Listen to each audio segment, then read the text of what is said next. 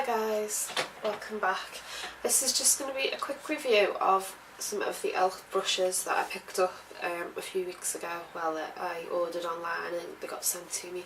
You can buy all the e.l.f. products in the UK if you're in the UK or Europe.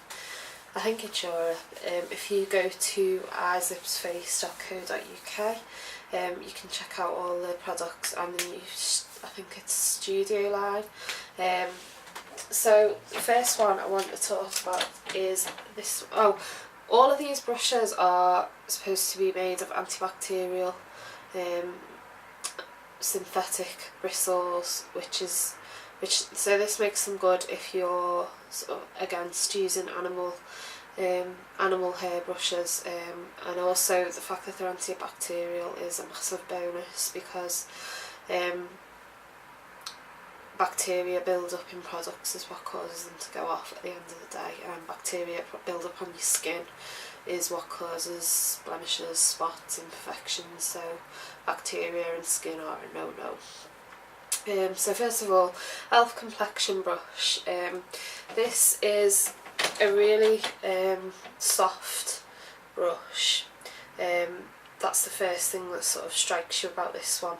The second thing is the shape. It's sort of quite a paddle shaped brush from the top, and it's quite flat from the side, so this makes it quite a versatile brush. It's not massively dense, so I tend to use this one to dust powder, because you can pick up the powder and just sort of swipe it across your brow, down your nose, and you know your T-zone's done, that's it. You can also use this to apply blusher, if you sort of dab your blusher on and apply it like that. And you can even use, I think you could probably even use this for contouring. It may be a little bit thick though if you've got quite a small face, or not very strong cheekbones. You might prefer something smaller, but for £3.50 this is quite a bargain. I'll probably pick up another one of this because I have this in my makeup bag all the time, sort of on the go, and I use this to put my face powder on through the day, and it'd be quite handy to have another one just sort of to do makeup at home, to apply blush and things like that. So that's probably joint favourite, because there's an eye brush that I really want to recommend as well, so I really like this one. The second face brush I got was the powder brush, which is this sort of funny flat headed shaped one, which is round from the top in profile, if you can see that. This is quite a lot denser than the Complexion brush, and the sort of flatness of it would make it really good for buffing in mineral foundation. I've used this to apply liquid foundation as well, and it gave quite good results, quite flawless results. I just sort of dabbed it into it and dabbed it over my face and then buffed in circular motions to get it worked into the skin, and it gave really good results for that. For powders, for sort of face setting powders and loose powders and pressed powders, this would be good for a nighttime application where you want a sort of pristine looking skin and you don't mind it looking like, you know, it's for those times when you're wearing makeup and you want to look like you've worn makeup, you know, those sort of times where you're going out for dinner and you know, you've made a real effort with your clothes and you want to look like, you know, you've made an effort with your makeup and you want to look like you've got that perfect skin, because this will give quite a heavy application of the powder,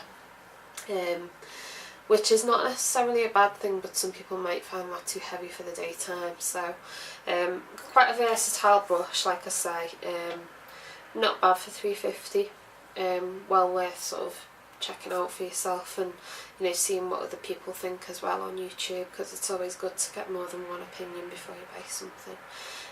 But yeah, we like this. And this is my other joint favourite brush. This is the Eyeshadow C Brush, which is a sort of a short stubby version of a MAC 239, I would say. These are quite, like I say, short bristles, quite stiff, quite dense, but not so dense that you can't move the bristles around. It's not so dense that to be stiff. This is really good for sort of lay down of colour. The reason it's called a C brush is because I think you're supposed to go around your eyelid in a C shape to create like a smoky definition. I don't use it for that, I use blending brushes to do that, but that's, you know, my choice. I suppose it would work for that, but I haven't actually tried it. But what is good about this is if you look, it's quite flat this way. So if you apply shadow to the lower lashes, you can smoke it out using this. I like it picks up colour really well and it packs it on really well to the lid. And you can also use this to sort of create winged shapes and create definition before you blend, because I quite often use these sort of brushes to actually get the colour on, and then I will blend after I've put the colour on. It's probably not the right way to do it, but it works for me. So yeah, that's my joint. These two are the ones that I would definitely say you won't go wrong with these two. This one on the other hand, I'm still quite undecided about, and I probably won't buy another one of these, and this is the contour brush.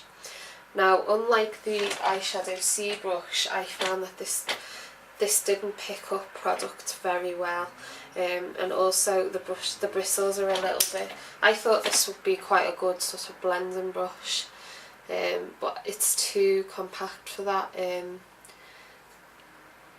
And because it doesn't pick up product very well, you can't get that crease definition that you want. You sort of dipping back into the shadow, applying, dipping, and it takes just so long, so it's just easier to use a blending brush than this.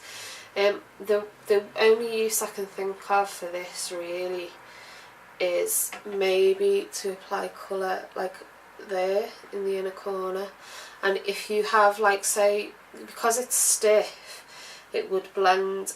If you had, you know, if you created a smoky eye but you've got too much, like, and there's too much black and there's a line, a really defined line between your skin and the eyeshadow which you want to get rid of, you could possibly blend away that with this. But I don't know whether I'm using this wrong. If anyone's got this brush and I've had really good results with it, then please let me know, because I really wanted to like this brush. But unfortunately it just didn't work too well for me. So those are my thoughts on them. I did buy another brush from e.l.f. but I can't find it. It was the small shader brush, which looked like a very, very tiny. It was the sort of the one that I showed you that I was going to do under eye with. But I can't find that. If I do find it, I'll sort of tag that onto another video and let you know what I thought of that one. Okay, so thanks very much for watching. I hope this was helpful, and please let me know what you think of the brushes as well, because that'd be, you know, it's always good to get more than one side and more than one opinion on things. So I had really good results with them, but you might not have, so it's important to see both things, isn't it? Thanks very much for watching, and I hope you enjoyed it, and I'll see you all soon. Bye.